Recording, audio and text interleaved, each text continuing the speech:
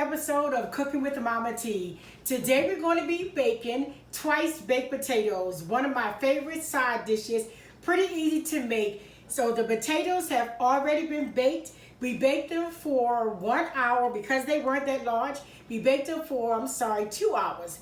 I baked these for 2 hours on 350. They've already been cut in half with the meat of it taken out. So I kept one so you can see how easy it is. After they cool, just cut it in half and actually scrape out the inside.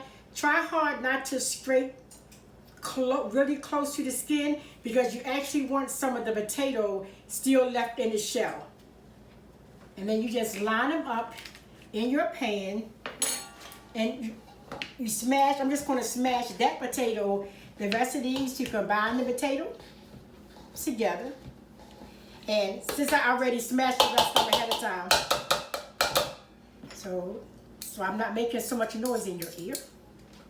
You're going to take this, into this mixture, we're going to add shredded cheese. Save some because you're also going to top this with cheese.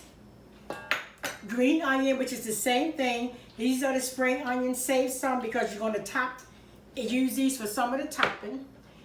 This is the Lily Snooks all-purpose, which is equivalent to seasonal or Lowry's, but this is mine, created by us. So you can find this at www.lilysnooks.com, and we're going to pour, I spurted some of my milk. We're going to use this generously.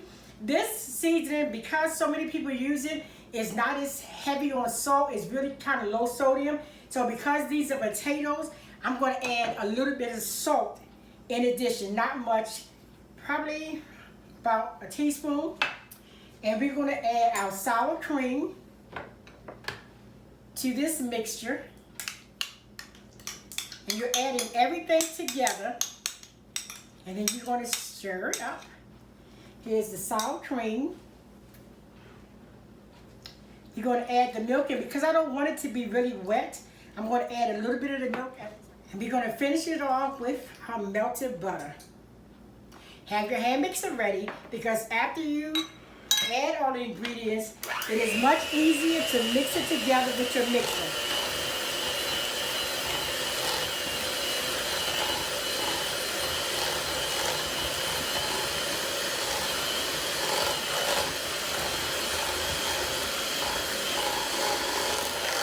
You can see the consistency coming up pretty good.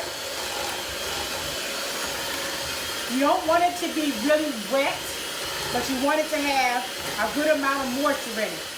Now our mix is all mixed together, and now we're going to proceed to stuffing our shells. So you're going to stuff a decent amount of potato filling into each one of the shells. I like to cover up the edges so it can look pretty neat into all of your shells. And then we're going to top them.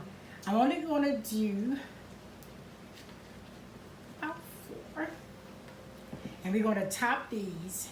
And then they're only going to bake for about 15 more minutes because the mix, this is actually already done because you baked it. So the only thing you're actually doing is leaving it in long enough for the cheese, which we're going to top it with, to melt, and the bacon and everything to marry together with the filling.